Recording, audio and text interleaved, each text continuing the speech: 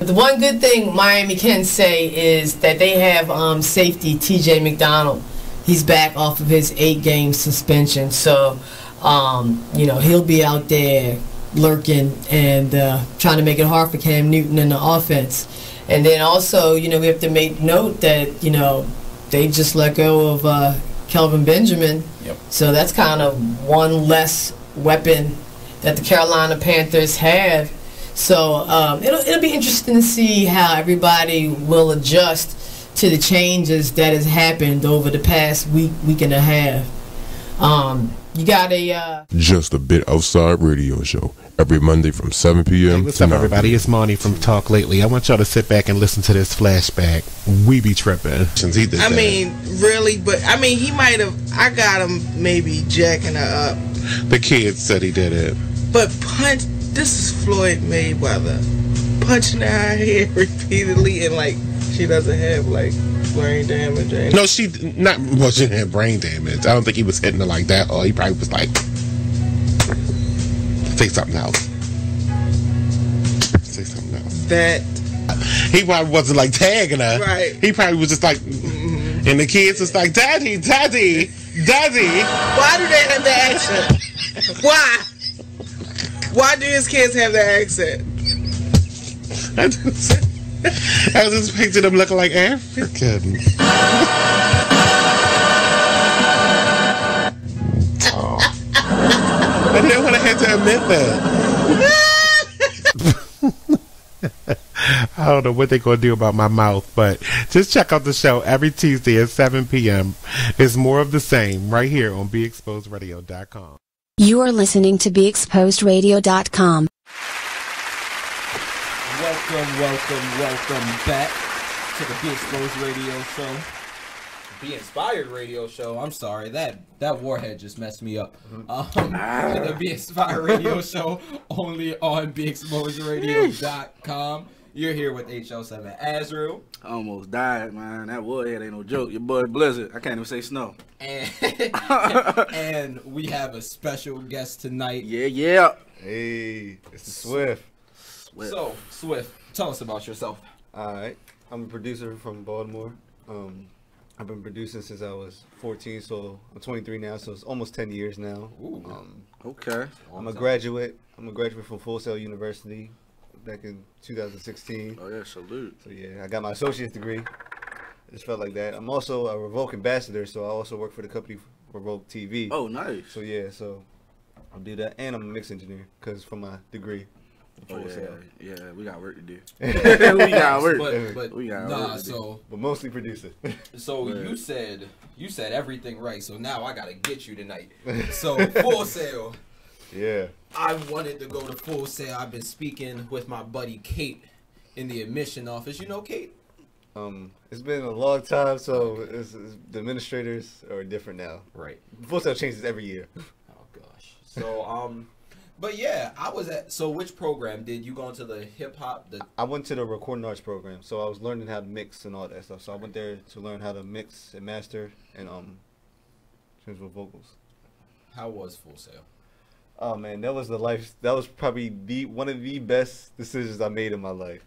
As far as it definitely changed my life. The environment, it doesn't even feel like school. You would think it would be like any school where you learn English, science, and math. Yeah, we had to learn that stuff, but we only had to learn for 1 month, and it's very intense. So every month you learn a different class. Every month you gotta keep up with the time. Sometimes you'll have class 1 o'clock in the morning, 5 in the morning. So they really teach you how the industry is going to be, you know. Right. One time I had a month where I had class from 9 to 5. Then I had one from 5 to 9, and then I had to go back from 1 o'clock in the morning to 5 and go back the next day and do the same thing. So you were in the accelerated program? Yeah. Yeah. So I got my degree faster than anybody. It took me 7 months to get a 2-year degree. You do not understand how much I wanted to go to Full. Like that's first of all, shout out to Full Sail. That school is the bomb. Family. Like real talk.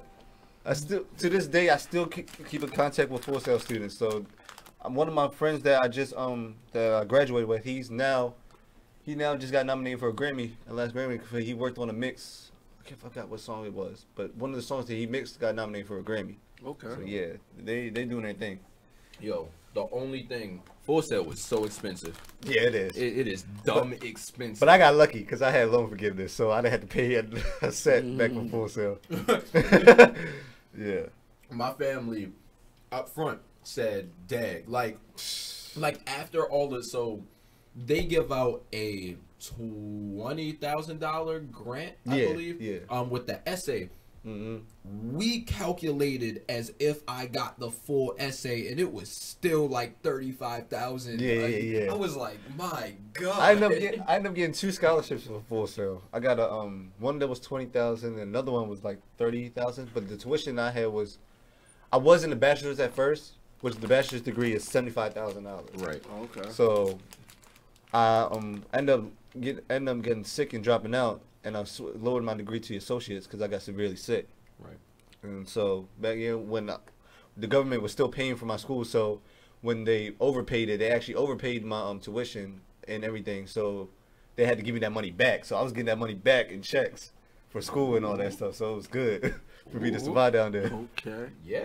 Yeah. It is. Yo, I really love that school, but I Man, couldn't. with a resume like yours, man, what's some of your like biggest moments as far as with this music, man? The biggest thing I've done was end up doing a song that's about to go, that was on its way to gold. You know, it was a song named from Pride, Prove Me Wrong. I done that, and yeah, he at 480K now. The song that got, he's an artist in Canada that I produced for, and also going to Revolt. You know, that was also a big thing. Yeah, that's real big. My boy Donnie Breeze that I produced. Shout out to him. Shout out to him. We we have an EP coming out together. Okay. It's gonna be input to output. He was supposed to come to the interview today, but he had little things. I seen him. Yeah, he been a couple times. Yeah, he been opening up for Ja Rule, which was a big thing. He opened up for Raekwon, Bone Thugs, Soundstage, all of that. Yeah, so that was also a big accomplishment for me. Last year I debuted 12 artists' singles. So 12 artists' singles was produced by me, strictly me. I think he kind of deserves. So what are some of the well, you said Donnie Breeze. What other artists have you worked with? I worked with artists such as his cousin Umbrella 1489. I worked with not really too much artists in Baltimore. Mostly my artists was from Orlando. So I worked with a singer called Alex J. She's a talented singer. Okay. I worked with my boy J.R. Boomin. I went to school with him. He just released a single, Go Dummy, produced by me. You can see it on SoundCloud, Spotify, iTunes. Definitely. Yeah, it's a lot. Maya, she's up from Baltimore. I can go on and on and on. Hold up, Maya. I think I know that. Yeah, she's MYEA. Yeah. Maya. Oh yeah, I did a couple shows already. Yeah, she produced nice. her. Dre Thompson. Dre, my man's Drizzy. Drizzy. What up, Drizzy? Boy. There we go. I got a lot. But, and also there's that new guy that's coming out. His name is Layback. He's doing big with his YouTube thing. He's an artist too. Make sure y'all see him in 2018 because we got some crazy thing that he having for his debut album. Ooh. Yeah. Exclusive. Yeah. Come on. Exclusive. And another. Warm your hands up. Yeah. One more biggest accomplishment I did was also getting associated with Atlantic Records. So when I went to Revolt, I ended up meeting KP the Great, and he ended up paying for my hotel in New York so we could talk a little bit business. Can't give you too much details of what we talked about, but stuff is in the arsenal this year. I feel you. Too hard. Yeah. So how long you gonna be in Baltimore? Yeah, I'm gonna be here for a little bit. I'm planning on moving to Atlanta very soon. Yeah, that's like the hot spot right there. Yeah. Everybody now that joint, man. It's just like I love Baltimore. This is where I'm from. This is my hometown and everything. But it's just you really ain't gonna get really too far. Just staying out doing the thing. That's why I want to go where it's really hot at. Yeah, it's jumping out there. Man. My thing. So yeah, actually, that is a pretty hot area right now. Yeah, it's really nice. It's hot, a lot of people are trying to make Baltimore the new hot area. Yeah, we actually done a lot this year. Like a lot of people did get signed last year from Baltimore. Definitely. Right. Izzy, Taco Bangs, Peso the Mafia. Right. Plenty of people are now starting to look into Baltimore because ever since basically ever since the riots and the death of Scooter, yeah. rest in peace. Right. People have really been looking into the state and like, well, no, Baltimore specifically, Right. And it's like the eyes haven't left. Yeah. But we're about to have to go to break, so stay tuned. We have a tripping over my words. Very, very exciting show for you tonight. That warhead. Stay tuned to the Warhead BSY gets Radio it Show. already. Only on BeExposedRadio.com.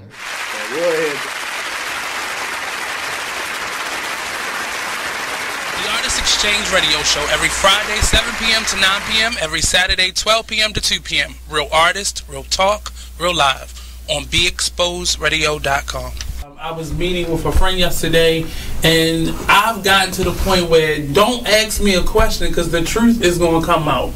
And exactly. Just don't do it. If you ain't looking for the truth, don't come to me. Don't do it because I can't hold my tongue. And she wants to be this stylist, boutique, but you're not doing anything in that nature, and I can't take you seriously if you're not doing those things. And I understood why people didn't take me seriously because I found myself in somebody else's lane. I was good at what I was doing and what I wanted to be, but I wasn't doing it for me. So how can I ask you to take me seriously if I'm living in somebody else's shoes? And nobody can do what you do, and I think that that's a big problem that people face now. Like, you see what somebody else is doing and you want to do that when that's not your lane. That's not your lane. That's not what you're supposed to be doing. But it's popular, it's getting that person money, it's getting that person applause. Oh, I want applause, I want money, let me stand over here behind them. And then a lot of times people aren't honest with themselves either. Like, I was thinking earlier today, I've been woke for almost 2 days, so so you get honesty, and I was thinking, like, The Artist Exchange Radio Show. You are listening to BeExposedRadio.com. Welcome back to the BSY Radio Show, only on BeExposedRadio.com. You're here with HL7 Azrael. And the Swiff. So, we were just talking about some of your accomplishments. Yep. Who is it you wanted to shout out? Ayo and Keys, man. Grammy-nominated producers that worked a lot. Yeah, they did a lot of things. They really a big inspiration to me last year. Still my brothers, still keep in contact with them. They're doing their thing. And yeah. Big things. Hopefully one day I'm gonna get them Grammys like y'all, man. So, before I go into the core questions of what makes you an artist, I want to ask personally, So what is your style of production?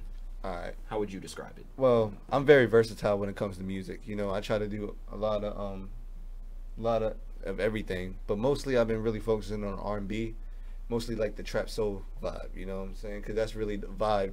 That's the wave that's going on right now. Right. And like I said, Ayo and Keys inspired me to do with the songs they've been doing with Bryson Tiller and stuff they've been doing with Chris Brown and stuff. So yeah, that wave right now, the trap soul, that's really the way I'm trying to go with now. So with production, that really made me just think of something. But so there's always been a debate between like the waves and staying true to yourself. So like where in production, because I feel like in production that kind of intersects. Yeah. So like, can you talk about that? Well, like the wave and being to yourself is just all about, I just always love music, so everything of hip hop and R&B, I just loved it. So I'm always going to do me, so what you really mean about like staying true to yourself? So it's like people usually hop on the bandwagon. Right. So it's like there's two sides to it really. There's the people who is like, you have this type of style and certain genres of music come with certain things. Yeah. So it's like some people will just sit here and they'll hop over to the other side just because it's a wave, even though that's not them. I feel like there's a difference in that with producing. Yeah, it kind of is. With artists, with producers, we're doing the same thing as artists, but we're telling our story through beats. Right. So we really don't have a voice. So with producing, like staying true, is always trying to evolve. With me, I always like to evolve. You know, Right. to just go in. Me, a lot of people be saying the new wave of music is bad and all that stuff. Me, I try to figure out why is this popping right now. You know, I try to give it a chance. You Right. know, why do people listen to it? You know, and most likely people have been listening to it because of the beat. You know, so it is what it is. You know, because a lot of people is not lyrically contented now. It's all Right. about making club music. But with me, I always loved the hip hop feel and all that stuff, and I Right. always loved the R&B. So I was like, oh, combining R&B and hip hop together, Right. this is a genius thing that people's doing. Not many people's doing it, but yeah, with the whole trap soul, we're trying to take it to another level to it. You know, people know about the whole trap soul vibe, but they Right. really don't know about it. You know, Right. they know it's there. They heard songs that people do, but they really don't understand like that's a genre of music that Right. is coming out now. You know, Right. The main, honestly, I agree with you. I Yeah. love the like R&B and hip hop together Mhm. because it's like a melodic Yeah. wave, and it's just Yeah. like because it flows so beautifully, and Mhm. like that's why I like artists like Nujabes, right? because like it's so like it's so complicated but simply melodic, and it just flows. It's like really a wave that if you really sit down and you listen to it, you're gonna be lost in the the flow wave. of the music. And I really like that because that kind of stuff, it kind of brings out something in music. I feel like producers are very underappreciated. Thank you for saying that. They're very underappreciated because Yeah. people try to get over on producers, and people try to. And I saw this guy named Mepic. He's a producer. I'm sure Right. you've heard of him on Facebook and stuff. Yeah. And I agree. He was ranting once because he was like, "It's crazy how people will DM you and they'll try to get a free beat from you and then act like they're doing you a favor by rapping on your beat." And I it's think, like, I've been do that like a lot of times. You know, Yeah. I had people be telling me, "Oh, we're gonna make history. We're gonna do it on all that." Try to talk me into a free beat, and there was a point where nobody wanted to listen to me. You know, I was trying to get people to listen to my music. Hey, listen to. And I was all about giving them free music. I've been producing a lot of people, and they end up getting hit records and big views on YouTube, and I haven't got a cent from it. You know, and they're making money off of it. You know, Right. and they just feel like we're just pushing one button into this that we don't realize that we put blood, sweat, and tears into music. Like we really go into this stuff and lose our sleep for this.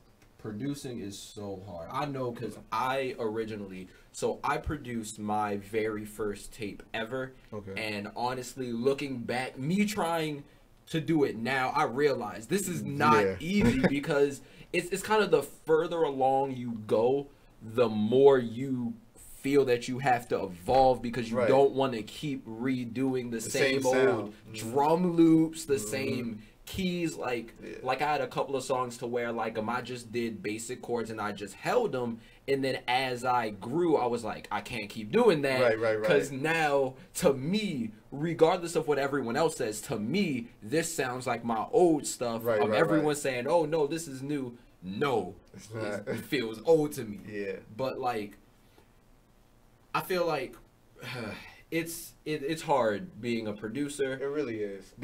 Because y'all have to know who to trust. Yes, that is the main thing. Like, really getting people to really believe in you. Because for us, I don't know if we feel like for us to be on, like to be like big time, we have to depend on the artist. It seems like that, but I really had to learn that it's not about, depending on artists. Like me, I'm releasing my second beat tape tomorrow. Right. So yeah, this is gonna be my final beat tape. Forgot to mention that. Exclusive. SM2 The Resurrection tomorrow. So yeah, with me releasing solo project, that shows that you can, really do it, like doing a beat tape like that. You know what I'm saying? Right. But this is gonna be my last time giving out any music for free. So this is gonna be my final beat tape. Right. But yeah, with us, yeah, it is really hard trying to get a name for ourselves. Yeah. Because we just gotta be just making beats and find out the right people to trust, like you said. Right, because it's terrible when and I actually read an article about it, like Playboy Cardi, for example, in you know, usually people in the station don't drop names. I drop names very quick, Right? No hesitation. Playboy Cardi specifically. He actually got into trouble with the producer that produced. I think it was what was it called? His hits in the club I Merely Rock. What was that? I think it was I know what you're talking about. Mongolia. Yes. So that song, I think it was that song. Yeah. Basically, it was just one of his songs. He was talking to a producer about like, you know, purchasing and them doing business. So he emailed him on a business tip. Right. So after the producer sent Cardi the beat to just hear it. Right. They basically stopped talking about it and they just looped it out, like just cut it, cut his tag out and just kept looping it. And that's pretty terrible. Yeah. It's good to protect yourself at all times when it comes to music. Like, really is. Yeah. With me, I wasted a lot of time really trying to get people on and all that stuff, and they really wasn't about what they was about, you know. Like, they really 2 years I wasted working with somebody, and they wasn't really about the music, you know what I'm saying? Yeah. It's just what it is. That's the hard part about collaborate. Actually, when I was in high school, my first year or two, I was trying to, like, you know, get the people together who were really trying to do music, and we made a small little group. It was 4 people. So we would sit down. I'd be like, all right, let's find beats, let's write these songs, let's work. And it's like, I would find a beat, I would find all of this stuff, and I come back and I'm like, all right, guys, so what do y'all want to do? Right. I don't know, we can just do your stuff. And then I'm like, okay, let's do it. And then I'm like, let's start writing. I come back, like, so I finish my stuff in like a day when I'm really sitting down getting to it, because like sometimes that's really what you got to do. So in a couple of days time, I would come back and I'd be like, so what's up with it? Right. No one has anything. No one started. And then after that, I'm like, all right, bet. I'm going to give y'all some more time. And I come back and they're like, oh, well, you know, I'm not really trying to do this one specifically. You know, you're always picking the stuff because y'all don't pick anything. Exactly. Like people just want to sit there and basically kind of ride the wave. Right. And thinking they don't have to do nothing to get you on. Right. You know, it's been a lot. That's annoying, and I feel like a lot of artists have to go through that to kind of step into their own self. That's why I really started really focusing on myself now, you know, because I've been trying to get a lot of people on, like, oh, they mess with my music, so let me get them on. Let me put them on a pedestal and stuff like that, and they really haven't done anything, you know. And I'm like, dang, I really wasted all this time doing this, you know, when I'm supposed to be really focusing on myself. Right. So now that's why I'm releasing SM2. You know, I released my first project, Swiff Music 1, last year, because I felt like, oh, I'm tired of waiting on artists to record on my music, and I'm not having nobody's gonna know me if I'm just posting Instagram videos and making beats. You know, people want to hear records. They ain't gonna want to hear a beat all day. Right. It's just facts. You know. Yeah, it is. So I can definitely attest. Like I got so many like feature songs that I did that I have not seen the light of day. Yeah. Because people don't take it serious. Like, that's the people that you know that you just gotta weave out. You know, you gotta really when you collab with someone, make sure you really, really feel like they gonna do something with you, or you gotta really trust them. You know, because you're gonna do all this work, you wasted all this time recording. Mixing all this stuff, doing this stuff, and next thing you know, it never released. Especially if it's a nice verse. Exactly, and I have songs that are big hit, like could be really big songs that would never see the light of day. So, like I know the crazy thing about it. You just listen to them songs now and be like, so you got me heated on that one. So I perfectly I was wilding, I was spazzing, and like that's part of the reason. I'm gonna be honest, Blizzard, you know how sometimes I won't say HL7 Azrael, I'll just be like Azrael. That's part of the reason why. Because that made me mad. Because I put down so many songs, and it's like I would always be there to help everyone else when they're trying to do something. Anytime I'm needed, I'm there. I drop everything, especially when it comes to music, because music is life. Yeah. Like just flat out. Because especially with something, I understand when you're grinding to be able to do something on your own, you have to put in twice as much work. Because if you don't put in twice as much work, you're not going to get results. Right. You have to build twice as hard because everyone else is putting in a normal amount of work. You have to go above and beyond. Yeah. So I sat there and I had one song specifically called I Can Tell. Right. And there was another song that I just said, screw it, I'm going to just redo it with someone else. But it sat there. I was like, all right, can you mix it? Sure, got you. Week passed. Hey, where is it? Oh, you know, I ain't started. So I'm like, all right, bet. Just send me the stems. I'll do it myself. Right. Nah, bro, it's cool. I'm going to mix it. All right. What I learned is this. A week later, what I learned never got it. What I learned is there's three things you could do. You could wait for somebody to do it. You can not do it at all, or you can just do it yourself. You know. So what you gonna do? And that's exactly what I did. But the thing about it, all success comes with a team. Like you can have success by yourself, right? But it's only so far you can get. But if you want to truly succeed, you have to build the right people around you, and you have to have the people that really believe on you. If they're not praying for you, if they're not supporting you, and they're just being there just to leech off on you, you got to remove them immediately. Facts. No matter what it is, you have to remove them immediately, because all they're gonna do is just hold you back, and you just doing all this stuff, and you're putting 10, 20, 20%. 100% work, and they're just in the background just watching you do it, and you're just gonna be left out like that. Yeah. So make sure when you have a team, you choose it wisely. Right. That's why I started. When I look at people, I tended to start looking at things from like a business perspective, and it's like I understand that when you're dealing with music, it's not always business. There is personal stuff into it. Because I'm not going to work with someone who I'm not cool with, who I can't be cool with, who's not a cool person. But it's at the same time, I learned that sometimes you really have to step back and be like, all right, I'll work with you, but I won't do it right now. If we're going to do something, I'm going to just sit back and watch what you do on your own for a bit and see if you're going to be consistent, because people will come up and be like, oh yeah, you know, you dropped one song, let's work together. Right. You only dropped the one song. Realistically, I don't know whether you're consistent, because consistency is a big thing, especially with music. Anything, man. And it's like fans will get tired. Fast. Yeah, and especially if you're serious about music, you have to be consistent, and it's different when you're alone. If you're working alone, then you work at your own schedule. But when you're working with a bunch of different people, that's when you need to understand all of you have to have a similar pace. If y'all don't work at a similar pace, then regardless of how cool y'all are, it's not gonna work. If you have people busting out songs in a day, recording next day, mastering next day, in 3 days, that's an entire song done. That is what you want. But if you're that person working with people who take like a month to just finish writing a song, regardless of how well y'all work together, it's not gonna work.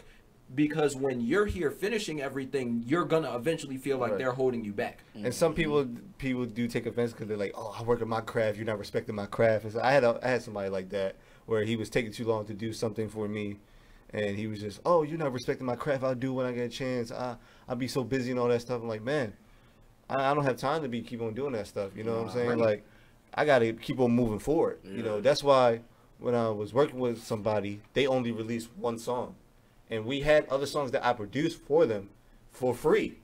And these are my best work for free because I had a personal relationship with this person. Right. You know, so I trusted that they were going to get it done, you know. Right. Yeah. But a year passed, 2 years passed. Yeah.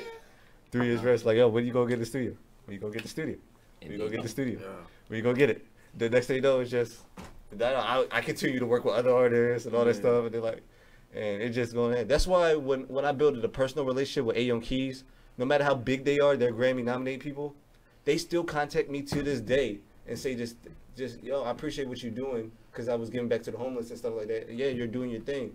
We respect it. And I still text. I don't even text them about music, you know, like that, because I want to have a personal relationship. Right. I was like, hey, how you doing today? Hey, what you doing? I respect what you did with your little seminar thing, and congratulations on your song that just went platinum on Chris Brown album, stuff like that. So once in a while, when I first met Ayo and them, I was just trying to get him to see who I am, you know what I'm saying? This guy is really big. I remember the time where I met him, he was having a seminar in Orlando, like at the Microsoft store in one of the biggest malls in Orlando. It's called Millennia. Actually, before we finish the story, we have to go on break. Okay. So as soon as we come back, we we'll gotta finish that. that story. We gotta hear that. Stay tuned to the Be Inspired Radio Show, only on BeExposedRadio.com. You are now listening to Just a Bit Outside, the sports radio show at BeExposedRadio.com. Come join us every Monday night from 8 to 10 p.m. on YouTube, Facebook, or BeExposedRadio.com. So we had a lot of things going on. Mother's Day, Major League Baseball, pink bats, pink outfits. Yeah. They certainly did the mothers good. They don't show them justice. Like Jimmy said, the pink bats, cleats, all types of pink highlights in the major leagues. The Orioles were swept by the Kansas City Royals. Wah, wah. The Kansas City Royals. Thank you, Eric. Kansas City Royals is they're like one of the worst teams in the major leagues Baseball right now. Yeah, so that was a little tough. Yeah, so the Orioles no longer have the top record. It belongs to the Washington Nationals now. Yeah, so that was tough. So hopefully they'll get back on track with the next series. Maryland, we got some local sports, collegiate to report. The Maryland lacrosse. Let's shout out the Maryland lacrosse team. They are in the NCAA tournament, and Hey, this is Mark, just a bit outside on BeExposedRadio.com. Listen to us every Monday, 8 to 10 p.m. on Facebook and on YouTube. The Artist Exchange Radio Show every Friday, 7 p.m. to 9 p.m., every Saturday, 12 p.m. to 2 p.m. Real artist, real talk, real live on BeExposedRadio.com. I was meeting with a friend yesterday, and I've gotten to the point where don't ask me a question because the truth is going to come out. Exactly. Just don't do it. If you ain't looking for the truth, don't come to me. Don't do it because I can't hold my tongue. And she wants to be this stylist, boutique, but you're not doing anything in that nature, and I can't take you seriously if you're not doing those things. And I understood why people didn't take me seriously, because I found myself in somebody else's lane. I was good at what I was doing and what I wanted to be, but I wasn't doing it for me. So how can I ask you to take me seriously if I'm living in somebody else's shoes? And nobody can do what you do, and I think that's a big problem that people face now. Like, you see what somebody else is doing and you want to do that when that's not your lane. That's not your lane. That's not what you're supposed to be doing. But it's popular, it's getting that person money, it's getting that person applause. Oh, I want applause, I want money, let me stand over here behind them. And then a lot of times people aren't honest with themselves either. Like, I was thinking earlier today, I've been woke for almost 2 days, so so you get honesty, and I was thinking, like, you know, the Artist Exchange Radio Show. What it is, radio show. Go ahead. All right, listen. All right, say situation. Cause I keep telling y'all, it's different situations in the child support thing. You can't just pinpoint one thing. You can't just say, "Oh, here did be. That's why you're on child support. Oh, he this. That's why you're on child support. Oh, she this. That's why she on child support." No, sometimes it could just go off of, "Oh, I just called him and asked him, can he pay for the pictures? He ain't want to pay for the pictures. I'm taking his ass downtown." Yup. Well, you got to know. Know who you dating. Hold up. I just called her and asked, could she just get Junior some shoes? She couldn't even get him no church shoes. I'm taking her ass downtown. Now, when you go downtown, you go down there, you get $500. Right. Now you mad because you getting $500, and now you really ain't getting no shoes for Junior or Lord CC because you getting $500 now. Right. Yeah, but you gotta remember, if you're a good father or a good mother, and you paying child support, right? You still gonna go ahead and do all that because hold up. It's just what it is. Yeah, hold on, and that's another situation. Right. But you know what that creates? Now when we at the party, mommy and daddy ain't even down there speaking to each other. Cause daddy done paid for the party and he done came out of pocket this month with $600. Right, that's your child. Be mad. Listen. He shouldn't be mad, but he also has another child with his wife. That's on him. Okay, go ahead. He got another child with his wife. Okay. Right. And you're taking away from him. And they taking away and you're taking away from Well, he should have kept it in his pants. Exactly. Should have kept it in his pants. Stop complaining. Stop complaining. Stop complaining. You on some whole, he on some whole other shit over here. He on some whole other shit. I'm gonna tell you. You are listening to BeExposedRadio.com. Welcome to the Be Inspired Radio Show, only on BeExposedRadio.com. You're here with HLVII Azrael. Moment of silence. It's your boy, Swiff. Sorry, my bad. You already know your boy Blood. My bad. He ate another one. He ate another one. That was perfect timing. So I'm glad you filled it. He was dying. But you were telling us a story about your friend A.O. Keys. Yep. All right. So this is how you network with big time industry people. Right. All right. So when I was seeing A.O., I followed him on Instagram. I was still in Baltimore at the time. And I noticed, like, oh, this guy is really talented. He's been working with Lil Wayne. He's known for making that John song on Lil Wayne's Carter Ford. So he produced that song. Oh, John Doe? John, I'm not a store. I got a chopper in the Yeah, car. yeah. That song. Oh, so he's known for that. That'd be crazy. Yeah. So I ended up going to Full Sail. I was like, oh, this guy lives in Orlando, too. So I had class on Saturday. So no. I didn't have class on Saturday. So he had a seminar on that Saturday. I was like, all right, so I'm gonna go up to this mall and see him and get a little speech from him so he can see my face. The event started at 6 o'clock. I got there an hour early. I wanted to be the first one to be there, so because he was gonna know my face first. Whatever it takes, he's gonna know who I am. Facts. So as soon as I got there, the line was packed. Like it was waiting for the iPhone. Like all in the Microsoft store, it was like 150 people lined up on the wall to see Ayo. Wow. I'm in the first in line. He going by, I see him holding this UCM hats and all that. Their whole team, the upperclassmen, and he shakes my hand. He gave us a little speech and all that stuff. And after he gave his speech, I thought that was gonna be the last time I seen him. Right. So I ended up going to another mall and ended up running into him. He was just shopping like a regular person. So he seen me. I was like, "Hey, you're Ayo the producer." He was like, "Yeah, I remember you. You was at the seminar again." I was like, "Yeah, how you doing?" I'm like, "How you been?" and all that. He was like, "All right, blessed," and just walked off. I'm like, "Dang." Just walked off like that, you know what I'm saying? You're not going to see him again. This is my last month at Full Sail. I'm about to be playing my way back to Baltimore. I think I skipped a step. Oh yeah, I tried to find out what studio he worked at, which was Studio 18. He worked at that studio. So I ended up getting an internship at Studio 18 while I'm in school because they liked my beats and all that stuff. So when I got there, every time I was there, he was there. He wasn't there. When I wasn't there, Ayo was there. And I just I couldn't even meet him. I'm like, all right, man, I'm probably never going to meet him. So fast forward, this is my last month in Full Sail. I'm about to make my way back to Baltimore and stuff. He has an event where it's called Plug and Play, where he get producers and artists to show their music in front of them. So I seen him on Instagram. I was like, all right, I'm going to be there. I'm not going to miss this chance. He's going to finally hear what I do. So the event started at 4. Got there an hour early. Nobody's there. Dedication. Nobody's there at all. That's a very important thing too. I just really want to point out an hour early. Always. Nobody, because everybody want to show late. Everybody want to be on Hollywood, think they all that and all that stuff. I'm gonna show late. But this one I run into Keys. You know, his friend that he collabs with. Right. So I had the one-on-one time with Keys. He tell me about his speech. Ayo walks in the door again. He sees me. He remembers my face. He's like, "Oh, you're gonna be the first one to play my music. I've been seeing you for a couple of while." Played my music. I was nervous. I don't know what. Played a beat that I called Backstabbers. I had a sample from the OJs called Backstabbers. So I used that sample and made it to a beat. So I used that sample.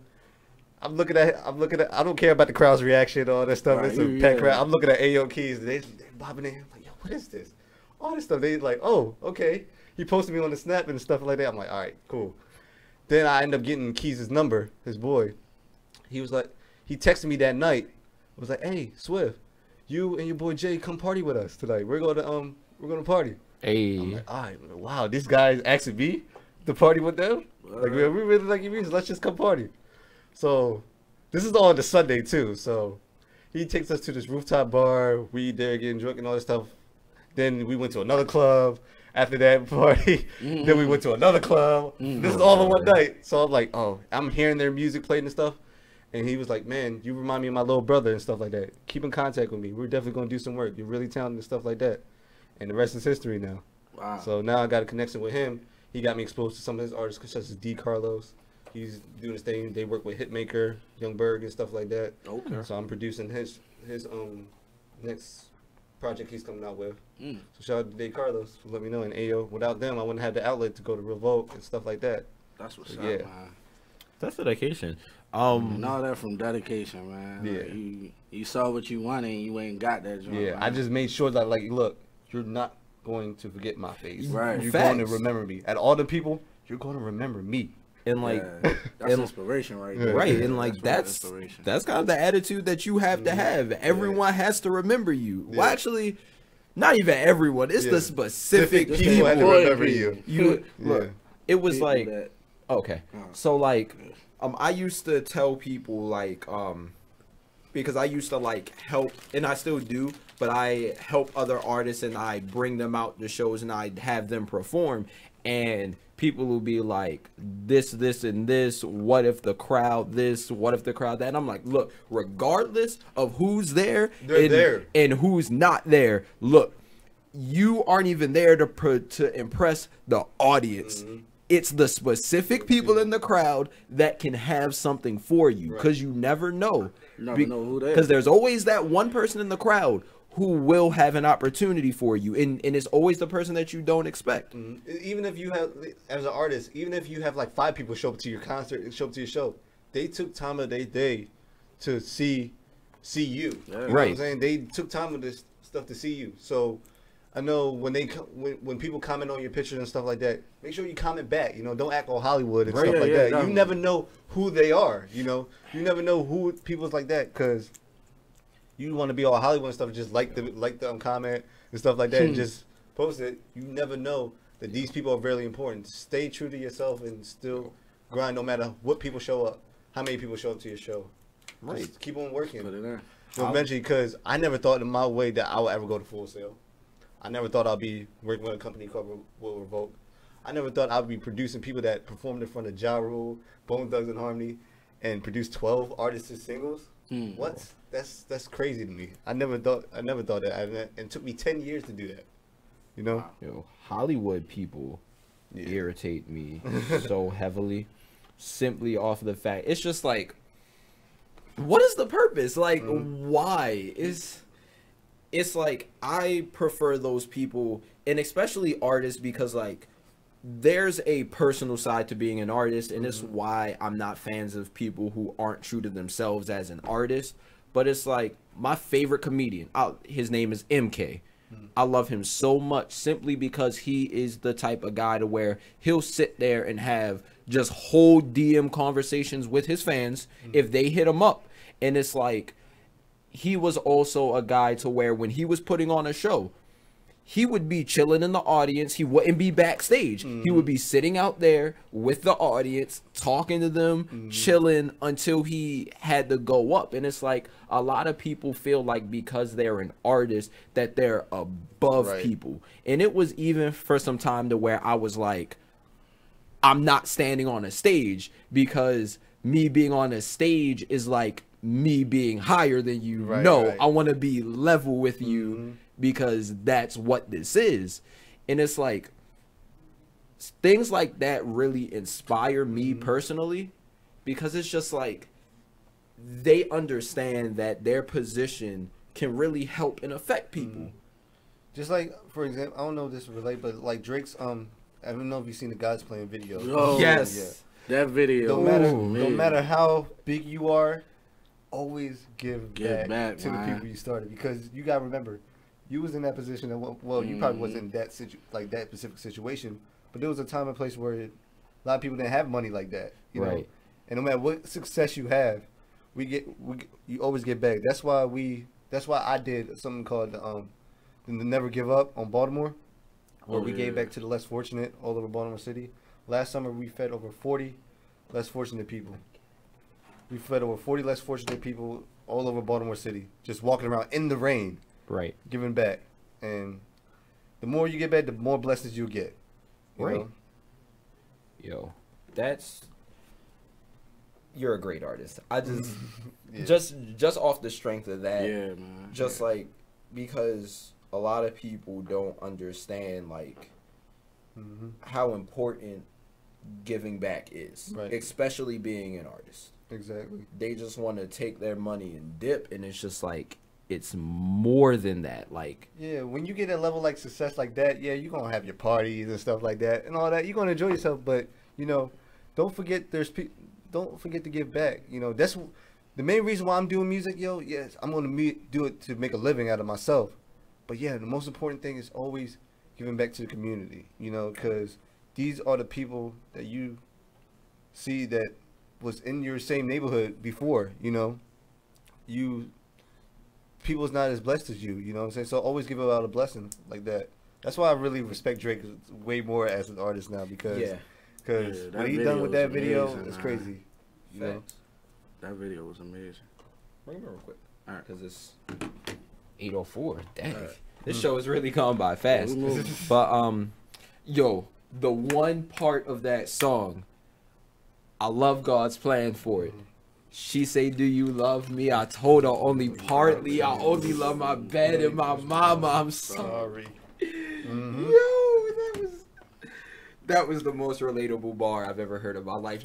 Just off the strength of that made the whole song instantly amazing. Just the video alone, really made me like the song a lot more. Because that literally almost brought tears to my eyes seeing people like that. Because that's what I want to do, and that's why I respect Ayo and Keys as producers, because they did the same thing. They done the thing where they gave water, clothes, and all that stuff, and I was there at the event when they did that. So it's like, no matter how big and successful they are, they're doing their thing. They're doing their thing, always giving back. My man said the budget for the video was like was some number. Almost $1 million. We gave it all away. Don't tell the label. Gave that money, yo. God's plan. I feel that's a very iconic video. Yeah, that joint was crazy. It was so inspiring. It was because I want to be an artist like that. That shows that I have a lot of work to do. Right. Yeah. I want to make it just to give back. Right. And for all the people that don't like Drake, after that, you have to at least respect him as a person. I've been saying a lot of those statuses like, man, I don't Drake, but yo, that yo. Right, because as a person, regardless of whether you like his music or not, as a person, that was one of the noblest things I've seen in my life. I have not seen any other rapper with his level of fame and success do anything like that. You don't see Birdman doing that. And I'm not saying it to downplay them, but in general, you don't see Birdman, you don't see Wayne, you don't see them doing things like that. And it's like he really sat there and gave every last penny away. Just randomly walked up to families and be like, "Hey, what's up?" Just handing them a wad of cash, driving a car up to some random kid and be like, "Hey, this car is yours." What? Do you know how life-changing that is to people? Other people buying other rappers' cars and stuff like that, that is ridiculous. And these aren't just random cars. These are brand new cars. Yeah, he's done a lot, man. Donating, buying out all the grocery stores, so everybody. Yo, that was crazy. Oh my God. Can't do that in Baltimore. It'd be a fight. Right. It'd be a real ride.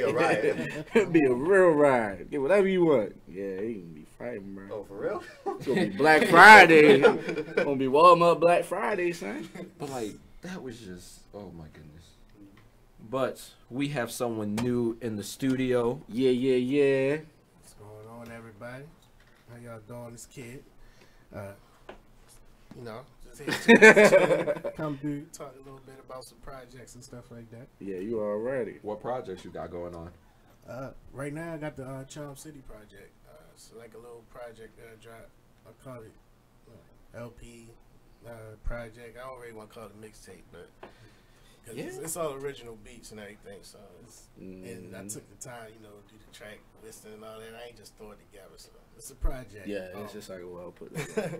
Skits and everything. Skits and everything. Taking it back with the skit game. But just a little project I put out with a bunch of artists that I'm working with. Some artists that I just heard songs, just around the city, just on their Facebook, SoundCloud, that I like. Ask them, put this on here, put it out, let people get to hear you and things like that.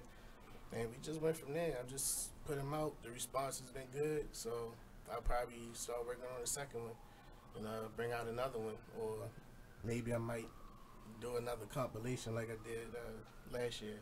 Get Money Since the 90s. So. Yeah, man. Oh yeah, speaking of Get Money Since the 90s, you see the shirt? Oh, yeah. Get Money Since the 90s. That's lit.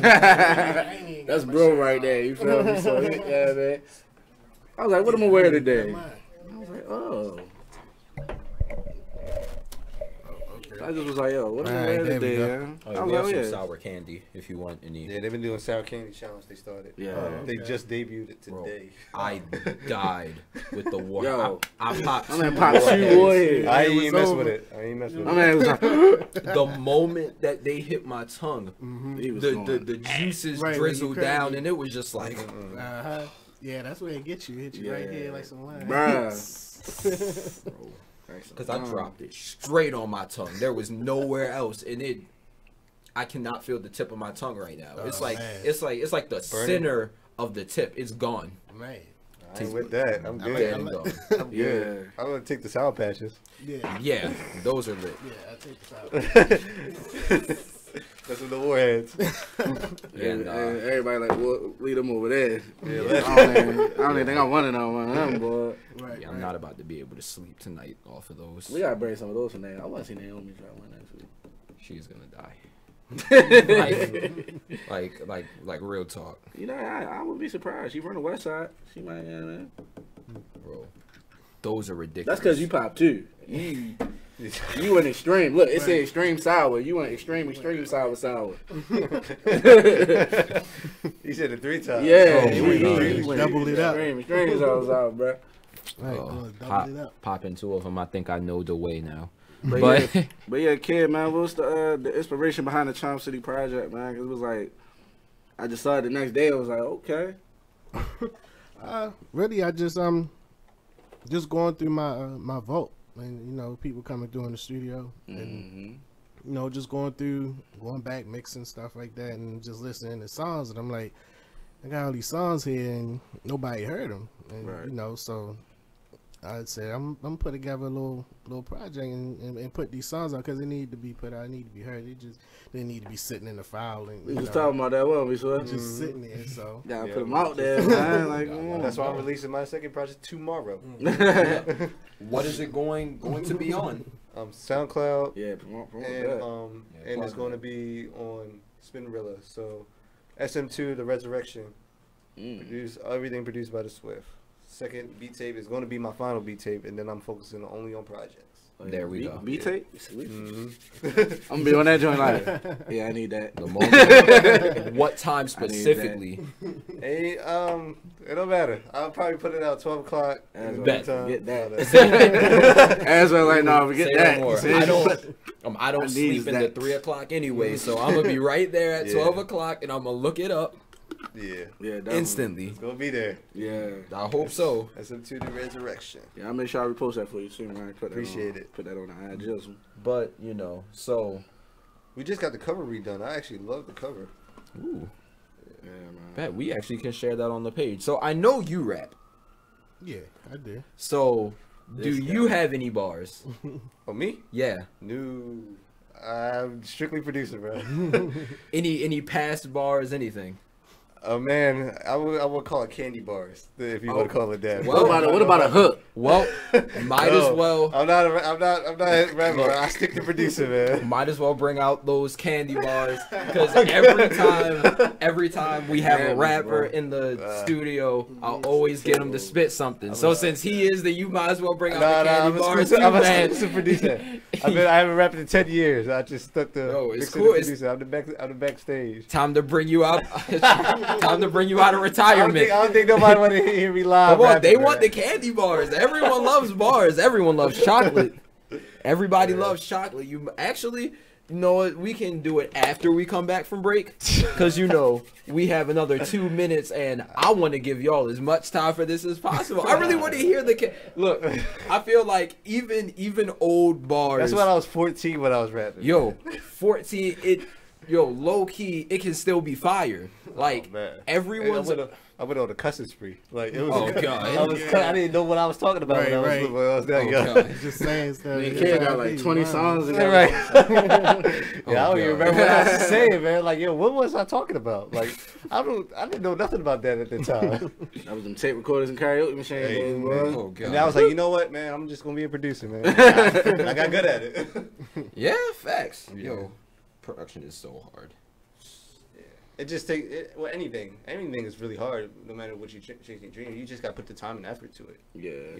If you put in time, shit. Like I said, it took me 10 years to get somebody to hear me. Normally, a lot of people would give up at that time. And look how far it got me now. Like 2016 would probably be the year I debuted music. So I would say that's my debut year. Well, we're about to have to go into break. So when we come back from break, we're about to get lit. Bars, I'm gonna be like Funk Flex, except this is Baltimore. Now stay tuned to the Be Inspired Radio Show on the award-winning BeExposedRadio.com.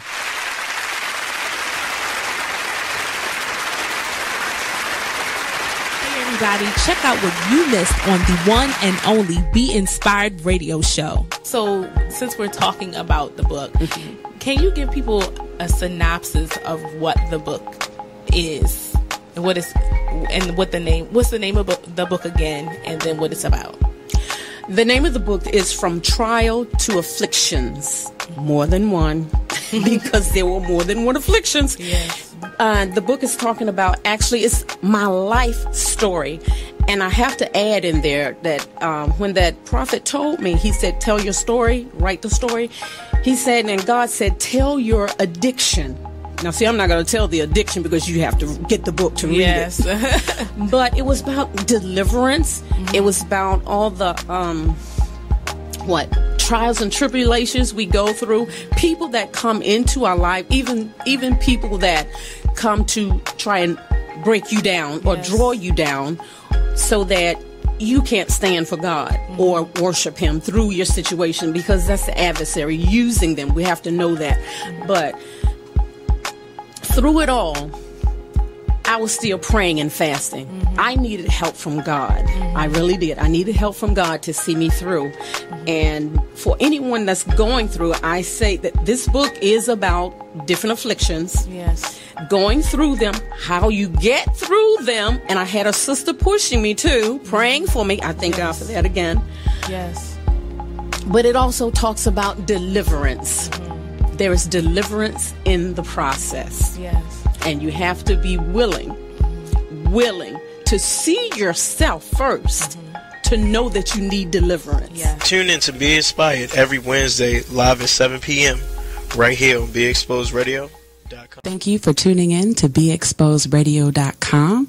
Sit back, relax, and listen to this flashback of the Artist Exchange Radio Show. What does hustle hard mean to you? What does that signify in your life? That's a lifestyle for me. You know what I mean? Like, true story. I was born into a family and a community of hustlers. Now, let's get focused right quick, because when people hear the word hustler, they confuse it with con artist or something negative. So they like to call people entrepreneurs, right? But the definition, and I'm paraphrasing, you know, but the definition of hustle is forced movement or to be hurried, right? But we're not talking about just pushing other people. Sometimes you got to push yourself, and that what makes you a hustler. True story.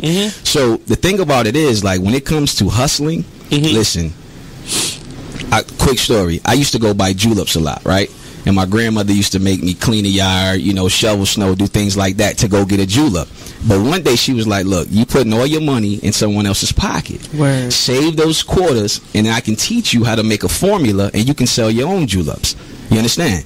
So the next couple weeks, I saved my money. Always a hustler. Listen, got to love but think everybody about got this. a grandma story like that. Grandmothers are the natural hustlers because they were the ones who maintained and sustained our families through epidemics. You're talking Big Mama went through slavery and held it.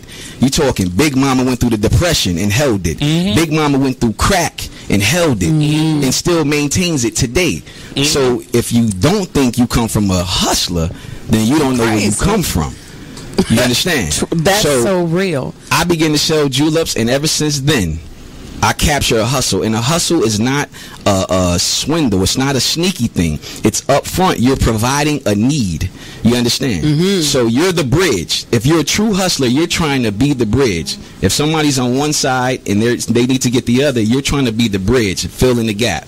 So hustling is a lifestyle. It's not something you can do 10 minutes out the day. It has to be something you live. Word. Hey, what's up? This is Nate, host of the Artist Exchange Radio Show. Tune in every Friday, 7 p.m. to 9 p.m. and every Saturday, 12 p.m. to 2 p.m. Real artist, real talk, real live, here live on BeExposedRadio.com. You are listening to BeExposedRadio.com.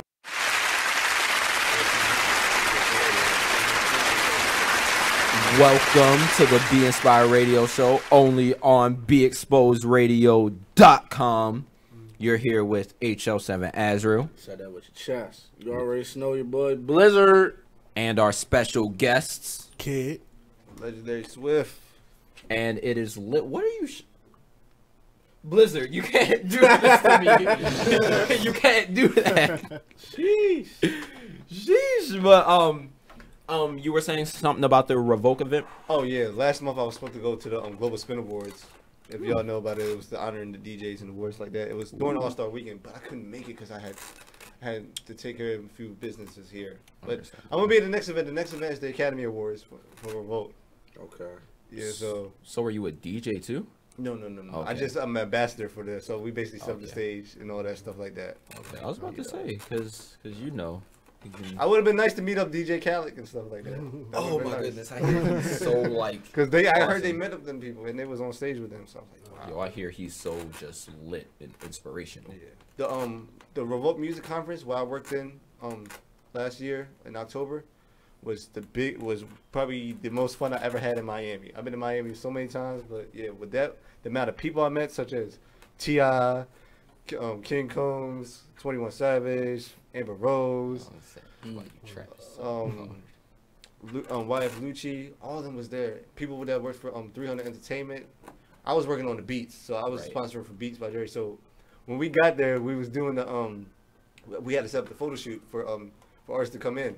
So I asked them, who's taking their photos here? They was like, oh, just Diddy, French Montana, and 2 Chainz. I'm like, just like what? Like, yo, they just said it like it was nothing. Right. I'm like, okay. So I'm like, okay, but in my mind, I'm like, oh God, these guys are walking up here. So I'm taking advantage of every opportunity I had. They told me to watch these guys that work for Atlantic Records, because we was interns, so I had to be like security and stuff like that. But mainly, I took advantage of every opportunity. Like, let me get your number. I'm a producer from Baltimore. Let me do that. He will not forget me. They didn't forget me, and I keep in contact with them guys to this day. Now, me and Cap G got information, so me and Cap G was texting through FaceTime. Oh, because he was at the Revoke event. Well, ended up getting his number. That's lit. And it's crazy because I know there was people the artists there that came there. They paid $1,500 to be there. and I work there for free. So you telling me all I have to do is wear a shirt that says Revoke Ambassador, and I can do the same thing as these artists doing it for free? That's what I mean. You know what I'm saying? That's all I gotta do, and all I gotta do is set up a stage for them and stuff like that. And most of the time, I can do what I want. Facts. That's with it. Take advantage of the opportunity. I wear a Revoke shirt. I'll wear it all week if I want to. Right. Wear Revoke hat, everything. Just to talk to these guys that I look up to and see it on TV. Yeah. Yeah, T.I. was my favorite rapper, so beating him was like, like big. Yeah. So, kid, tell us about yourself before we have you spit some bars. Oh man. Yeah, I don't forget. You got the bars. Nah, that's cool. I got something for you. I mean, just a no fees Baltimore boy. You know. No fees. Yeah, no fees. Just trying to do this music thing. I mean, I'm kind of falling back from doing music artist wise, and moving more into doing behind the scenes stuff. Just trying to share my skills and talents with the youth and stuff like that. That's the future right there. So you need to work with them while you can. So that's where I took the attention off of me, and I'm just moving it to working with younger artists, is trying to make something in the game. So as I said earlier, we're teaching kids. Yep. So you can swing through too. Yeah, most definitely. Most def. Now, show me what you got. Let's go. All right, do it like this. It took time, man, to get where I'm at. I once too thought it's either play ball or rap. Reserved type of dude, so I know I won't act. And I thought that was it, cause of research I lacked. All they was taught was jump high and spit the hardest rhymes. And around February was the only time that they focused on us. They taught us new stuff. And everything we made came from us. They got our history in the Cobra clutch. We was once kings and queens, man. We need to smarten up. Become those cop doctors, lawyers that be swining us. Misdemeanors turn to suicide. They ain't lining up. They get scared with no press chart to wisen up. We made heavens on earth, man. Look it up. They start to see all the stuff that they took from us. And that crap Moon the Sky show, they ain't all of us. New role models. Ooh. Yeah, a little something. I like it.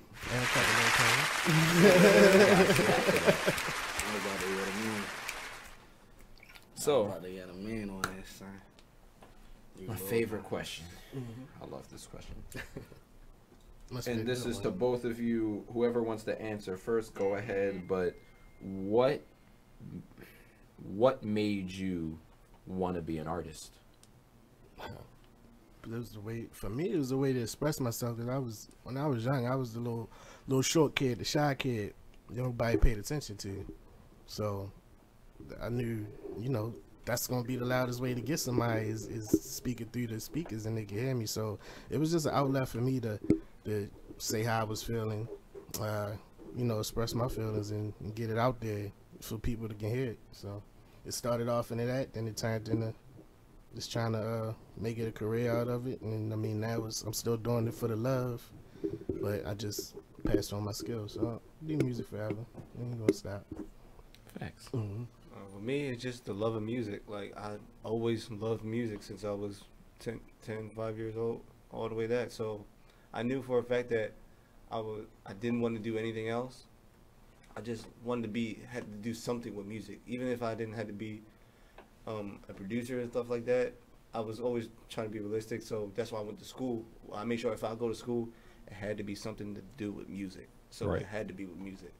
So it just started out me just making beats under a bunk bed to me being to a live studio and just being around the environment and just loving what I do, because I feel like for doing this for so long, I feel like I could do this forever. I ain't gonna never get tired of doing this, I can't see myself being anything else but a producer or a mix engineer, so I have to make this work, I end up quitting 9-to-5 jobs just to focus on this because I wanted to make a career out of this. Because this is who I am.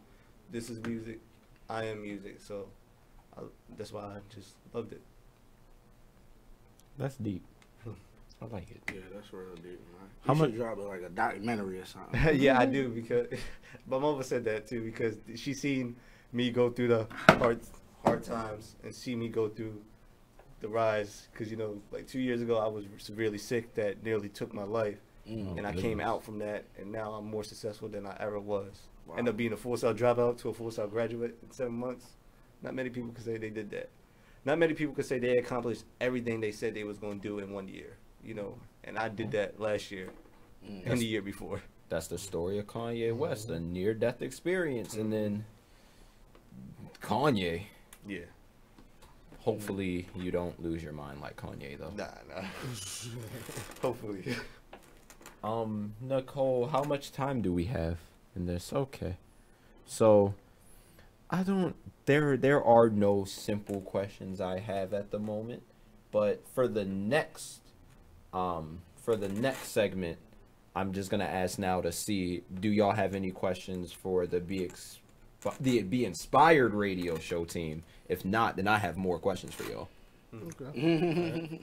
So if you have any questions, then you should think about them now. If not, then I'm about to drill y'all with some deep philosophical moments. But, you know, we just got to go to break, pay the bills. Stay tuned to the Be Inspired radio show only on the award-winning BeExposedRadio.com.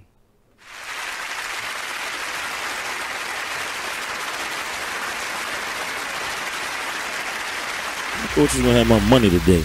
Man, it is what it is. Then last week you told me your wife was cooking.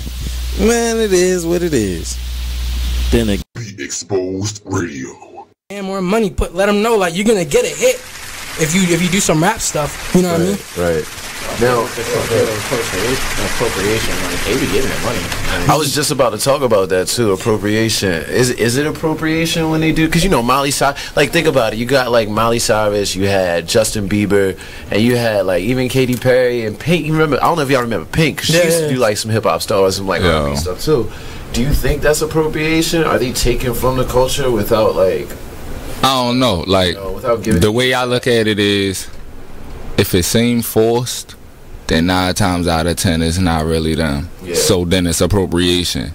You feel me? But if I hear sincerity and the genuineness in what you're doing, and if they decide to label it hip hop, and your skin ain't the typical hip hop skin, you feel me?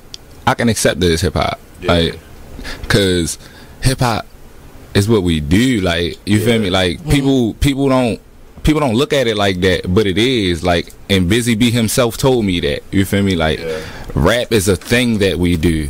You feel me? And hip hop is something that we live. Right. So if you telling me your truth, but your skin and my skin on opposite sides of the barrier, who am I to say that that's not hip hop? That's true. That's true. Now, and we got a newer person, and I don't know if y'all know about this, but we got a new person that's kind of like on that culture too. Well, she's not really new. Fergie. Y'all remember Fergie from Black Eyed Peas? Yeah, yo, I heard she got a new album out, and I was unfortunately I was listening to this with a female friend of mine a few weeks ago, and I'm not gonna lie, bro, it's actually pretty good. And I was real surprised, yo. It's like pop. What's up, guys? It's your boy Shepsworth Bentley, and make sure you guys check out Homegrown Radio every Sunday, 7 to 8 p.m. right here on BeExposedRadio.com. It's new, fresh Baltimore radio. You are listening to BeExposedRadio.com.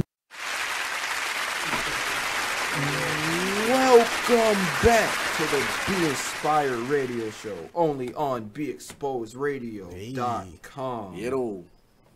And you're here with HLVII Azrael. Yeah. You already know your boy Blizzard. And our special guest tonight. What is going on, kid in the building? It's your boy Swiff and the success team in the building. So, before I ask you any more questions, do y'all have any questions for us, or can I start drilling you? Speak now, Fiber Oja. Peace. Go ahead. You can go ahead. I'm ready. All right. Drilling. So, every artist has that one moment to where they do their thing and it hits them. I can really do this. Tell me about y'all moments. Mine's when I went to Full Sail, and I thought all my music was whack because, like I said, it took me 10 years to get people to listen to me. And now I kept the secret for a minute. My family knew I did something about doing music, but they didn't really know that I was really a producer, you know, until it became open in 2014, where I really, really did it. And I've seen all these guys that was produced for 10 years, all this stuff, and they're looking at me like, asking me questions like, how do you did that? How do you did that? Show me how you did that. And I'm thinking to myself, like, and this is not even my best work. So I'm like, yo, I might have something here. I might have something here. Thanks. That's me. Oh my God. I mean, for me, it was a performance. 2 times actually. First time was the first time I ever performed. Did this show, University of Baltimore, had everybody rapping. They said, yeah, we got another rap act. The whole crowd, boo, we don't want to hear another rapper. We don't hear no more rappers. So I'm like, crap, all right. So we go on the stage, we do our thing, whatever, and at the end of that show, everybody clapping, you know, they like, hey, yeah, we really like that, they come to see. So I'm like, all right, well, maybe we could do this. So that's how I got into the music after that show, because I was a little discouraged after that. I mean, straight boos before you even walk out. I'm like, man. I just have to applaud you for being able to go through with that. My biggest thing. So, you know, terms are like, as you said earlier, you weren't trying to call your project a mixtape. Terms, when you're a rapper, terms mean everything. I'd be like, when a person would say, oh, you do music? I'm like, yeah, I do music. Oh, so what do you do? I'm an MC. You know, I do hip hop. I'm not a rapper. There's a difference. And they be like, you a rapper. I'm like, yeah. Everybody see me when I say I do music, they automatically assume I'm a rapper. Right. And I dress like stuff like that. And they like, oh, you're rapping. No, I just make beats. And it's just like, people though, like, being a rapper is, especially in Baltimore, I'm gonna say it's hard because everybody's a rapper, but it's just like, yeah, and it's just like, I forget where I heard this, but someone was like, in this city, it was some rapper in Baltimore. He was like, you know, it was in the verified video of Peso the Mafia, Money Man. I watched their verified video, and they were talking about Baltimore in the video, and they were like, you know, we're just trying to be able to do something positive to get out of our situation, and you know there's not too many positive things to do, but but everybody starts rapping, but realistically rapping is not for everybody. So it's like in Baltimore, people are like everybody's rapping, so it's like, check out my music, check this out. So it's like, by the time someone who's actually doing this comes along, it's like, I'm not even trying to listen. I don't care. And like, that's why even in shows, I refuse to have them introduce me as a rapper. If they say a rapper, I'm not going up. I refuse. I straight back around. Right. So it's like, because honestly, that would have discouraged me so badly. But that's why there's always like a specific song I have to do, because it's like, that lets you know. And it's like a neo soul type thing. It's over Nujabe's Reflection Eternal. If you know that one. I'm a huge fan of Samurai Champloo. You've heard it, Until That Day. And it's like, I usually don't remake things that are already done, but you know, I had to tribute Nujabe's. I feel like there's a long story behind that, but he actually knew one of my mom's boyfriends, and it was one of her boyfriends that legitimately helped me grow into the man that I am today. And it was like, it sucks to say this, and I addressed this before, but if Nujabe's was still living, I would not be the person that I am, because I wouldn't have met that person, because he was working closely with him, and if he didn't die, then he wouldn't have been put into my life. So, but it's a lot to it. I feel like being a rapper, that I can't do it, sir. You're alive. I'm just here, just spitting. Yeah. Can't talk about that show we did. Just a label. All it is just a label, you know. But when people prejudge you so hard. But you know, no matter what their opinion is, it's just an opinion, what they think about you. But you know, they will always put a label on you. Of course. But you know, but it's like, you can't really put a label on the talent you have, you know. I feel you, but like, it's like, it's like, you know that you'll probably change their minds after you do what you do, but it's just the idea that anytime you walk up into a place and someone says a rapper, you're going to have to be like, oh my God, I gotta explain myself, and now I have to really go. It's like you walking into a store and you know the people start following you around because you're black. It's like everyone in the store is like, oh my God, it's another black guy. It's like, look, I'm not even like that. I just want some chips. Like, chill on me. Hurry up and buy. Right. It's like, just chill on me. I just came to buy a bag or a shirt. Like, come on now. It's just hard. Sometimes you gotta get tired of explaining yourself over and over. But because I get that a lot all the time. Like, every time they always say, oh, so you rap. I say I do music. You rap. You're right, man. I explain it all the time. Like, it is what it is. That's why when I used to work at the Marriott, man, I did not want to tell them I did music, because as soon as I told them I rap, they just automatically assumed I was like a gangster type of person. You know? Like, they carried me like that. Like, they feel me. Yo, one of my it was moms, crazy. One of my mom's closest friends that I really grew up knowing this lady. She was like, as soon as she found out I did music, she was like, you better not be talking about no gangster stuff. I'm like, why does that have to be the only thing? Like, chill on me.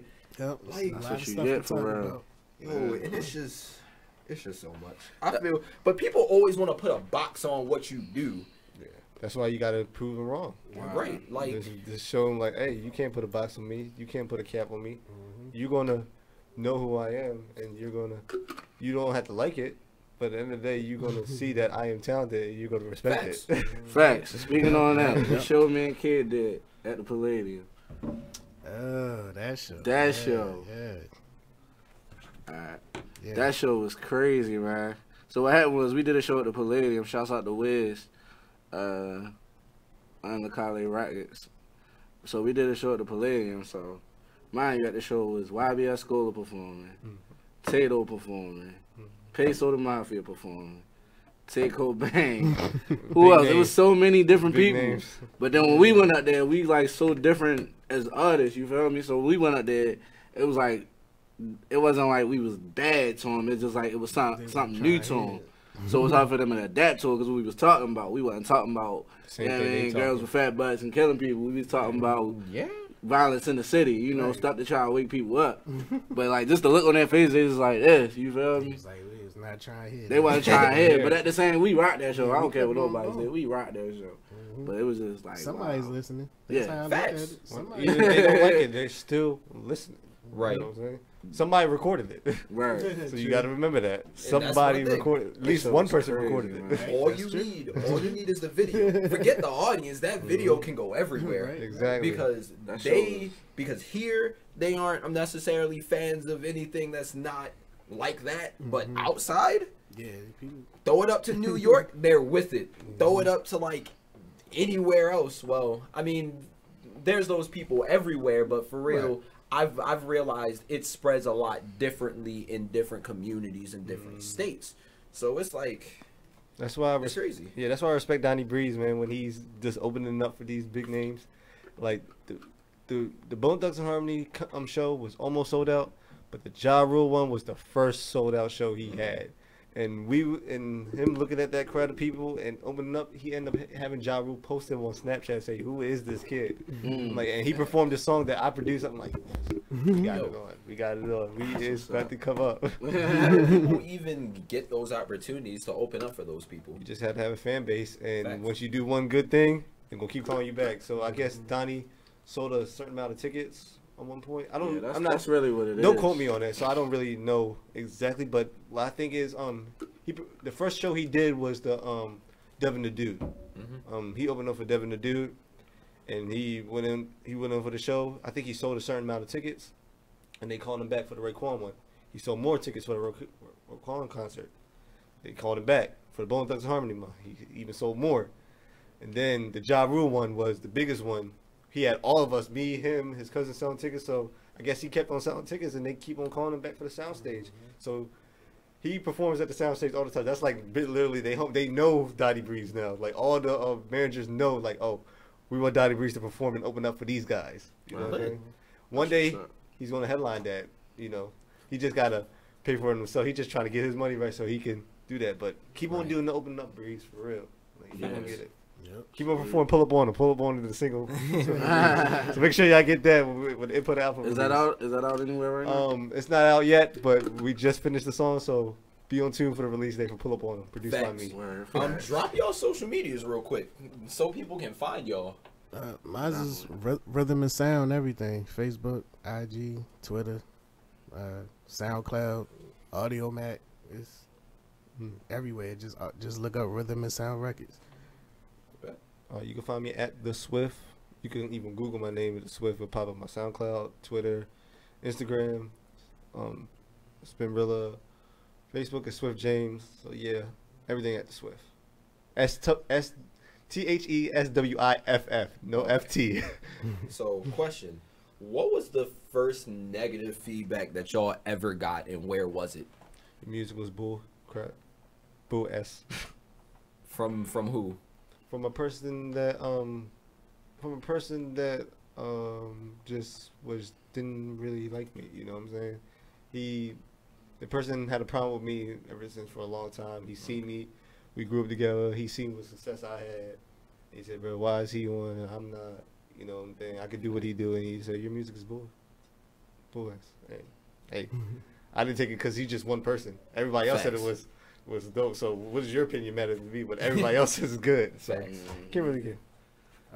Negative moment. I mean, it was more like feedback, positive feedback for me. But I mean, if you want to call it negative, I was in a beat contest, and I think what happened, something mixed up, whatever. My beats didn't have no depth in them. They had no bass in them. So. Oh, you talking about the one at the Crown Awards? Nah, this was at the Deep Bowl. Bowl. Yeah. So because I probably forgot to mix them, or I saved the wrong ones, but whatever happened, they didn't have, the umph in them, and it was just like, I was liking your beats until they dropped, and they just was flat, and I was just like, oh, all right, that's cool. I take that. I mean, I take that on the chin, so yeah, I just take it. I feel you. Creative criticism, I take it. So there's actually this new platform out. I like the concept of it, but currently I don't think it's in a very good stage at the moment. But I would encourage y'all to try it out. It's called My Hip Hop, if y'all have ever heard of it. Okay. No. It's basically what SoundCloud should have been. Oh, okay. It's you post music onto your page, and it's like there's a judging section, so people just go and they get played random music, and it won't tell you who's it by until you're finished judging it. Okay. And then afterwards it's like they give their feedback and then everything else, and they can rate it whack, good, or like trash. Okay. And it's like, I want people to say my music's trash, though, bro. I want them to do that. Bro, anything. So I've had my experiences on it, and it blew me.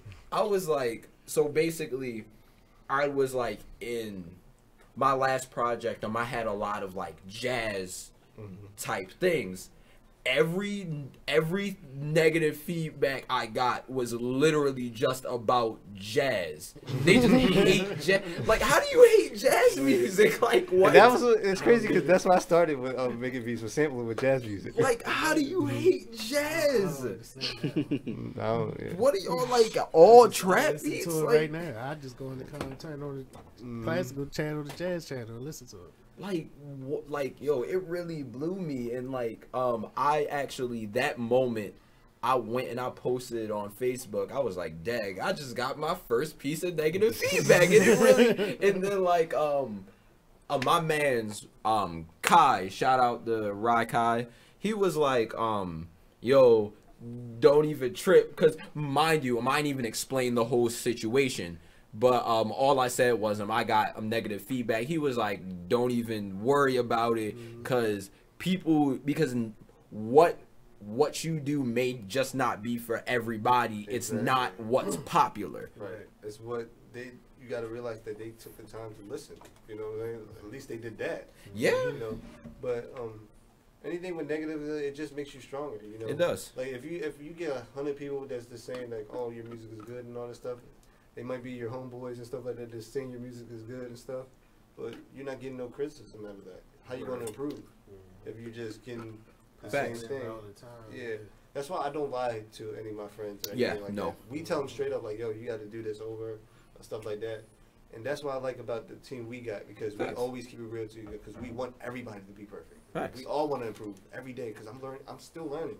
Like, no matter the success I have, I still want to learn. Like, because there's a reason why I'm not up now. Right, but we're about to have to go to break, so... Oh, wow. Time is moving. I know, right? The show's not over, though, so stay tuned to the Be Inspired Radio Show, only on BeExposedRadio.com.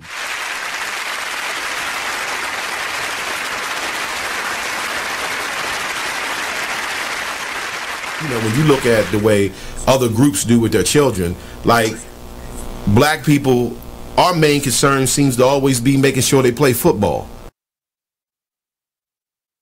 And I like football like the next person, but the reality is, statistically, your child has a better chance of being an astronaut than becoming an NFL football player. So I don't understand the emphasis where we all just always so pumped up on football. Like when my son was a kid, every time somebody would say, do you have kids? And I said, yeah, I got a son. The first thing out their mouth, men, women, whoever, would be, does he play football? You know, and I'm like, yeah, but, you know, like, is that the end of all means? You understand me? He plays football, and it saddens me because nobody's getting results out of that. Do you get what I'm saying? Like, okay, your child hot, he play football, he good in rec league and high school, and then he plays in college. He don't go to the NFL. That's few and far and in between. Then what happens? Right. Well, I'll tell you what happens. He's 30 years old with arthritis in his neck, in his ankles, and everything from going head up, cracking heads. You understand what I mean? For 11 years, and he ain't but 32 years old, and now he's jacked up. And the guy, my friend was like, hey, there's a lady, young lady walking down. He's like, hey, you should go holler at her. And I'm like, nah, man, nah. You know, I'm a shy guy anyway, so I'm not going to do that. But he's like, yeah, do it, man. Go ahead, do it. So I said, hey, how are you? She kept walking past, and my friend also yelled out something as well. So she had stopped, and she had looked at us or whatever, and she said, this was the day before Christmas, too. It was so bad. And she's like, God damn it, it's Christmas. Like, leave me alone. And I'm like, what's wrong? I'm just trying to talk to you. You know what I mean? Like, I'm literally trying to talk to him, catcalling. And I'm thinking, like, you know, it's funny. You know what I mean? I'm literally thinking, this is a couple years ago. I'm literally thinking, like, this is funny. Huh? You know what I mean? Like, whatever. We get into that bar, and she's there. Okay? And she lays me out. Good for her. She lays me out. I tell you, I mean, little do I know, I had dealt with a hardcore feminist that day. She even told me, she's like, I'm a feminist. You did not know that. You do not know who I am. You do not know where I'm from. You do not know who I know. What's up, guys? It's your boy, Shepsworth Bentley. And if you haven't heard last week's show, make sure you guys go onto BeExposedRadio.com's Facebook page or YouTube page and check it out, because you don't want to miss it. Our next show is going to be next Sunday, every Sunday, 7 to 8 p.m., Homegrown Radio. You are listening to BeExposedRadio.com. Welcome back to the Be Inspired Radio Show, only on BeExposedRadio.com. You're here with Azrael. Yeah, your boy Blizzard. And our special guest, Kid. The Swiff. Yo, I hope that was like a joke track. Cause like, you know, a lot of rappers now, well, Right. well, a lot of people now are like, you know, pulling the I'm gonna be a funny rapper type of stuff. But you know, not everyone can be an ugly god. Not everyone can be a D-Bangs. D-Bang, have y'all ever heard of him? No. Yo, he is wild. I should show y'all some of his stuff. Y'all are gonna flip out. But Ugly God, that's my man's. I love Ugly God. Do y'all know him? Yeah, I've heard of him. Man, I never really listened to his music. I gotta listen to it. Bro, his song I beat, yo. Ugly God is so like, but he's, as a person, you have to be cool to get a pass on doing some crazy stuff. You kind of have to just be a cool person. Like, he's all about being yourself. Like what Designer did, I actually thought he was a genius. What he did with the XL thing. Which one? When he did that, like the freestyle. Yeah, the Timmy Turner thing. Yeah. Where nobody know what he was saying. Yo. Word. But everybody was trying to figure it out. And and everybody looked at it because it was weird and nobody knew what he was saying. Timmy. And he ended up making an actual record with that song. Right. So like he was. Marketing wise, that was genius level because he was like, you know what, I'm gonna take an L with the cipher, but he just threw out a catchy chorus, and it was just like, ooh, yeah. Nobody ever done that before, you know. And right. Like, everybody was listening, like, yo, this guy is weird, but they listened. Right. He had to make a song about that. Right. And it's like, so as I started growing, I started appreciating like more catchy and rhythmic things. I still think you can throw some bars in there, but you know, there's a balance.